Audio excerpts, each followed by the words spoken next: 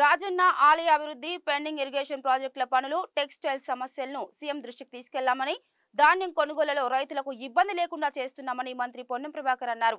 వేములవాడ శ్రీ రాజరాజేశ్వర స్వామిని దర్శించుకున్న మంత్రి కోడెముక్కు చెల్లించి ప్రత్యేక పూజలు జరిపారు. కార్తీక మాసం సందర్భంగా ఈ నెల 20న వేములవాడకు సీఎం రేవంత్ రెడ్డి వస్తున్నారని ఆయన చెప్పారు. సీఎం సిరిసిల్లలో ఎస్పీ కార్యాలయం ప్రారంభోత్సవంతో పాటు వేములవాడలో పలు అభివృద్ధి పనులకు శంకుస్థాపన చేస్తారని పొన్నం తెలిపారు.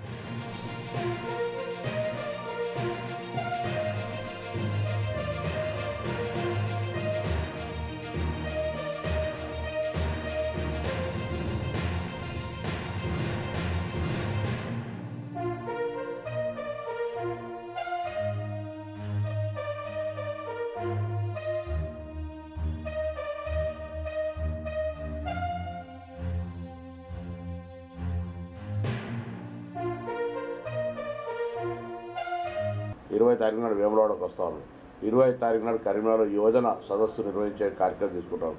దాని తదుపరి చివరి వారం లోపల మహబూబ్నగర్లో రైతు సదస్సు నిర్వహిస్తాను.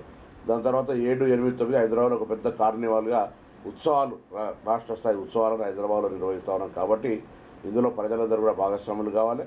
ఇది ప్రజాపాలన.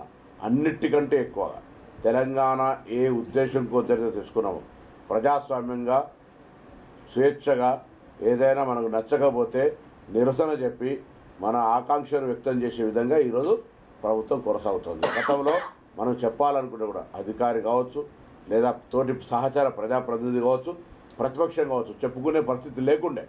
ఇవాళ అధికారి కావచ్చు, వారికి ఉన్న అభిప్రాయాన్ని అడుగుతా ఉన్నాం. మేము ఒక్కటి చెప్పింది మాత్రమే జరగాలని నియంతృత్వంగా వ్యవహరించాడు. ఇది తెలంగాణ ప్రజల యొక్క గొప్ప విధానం.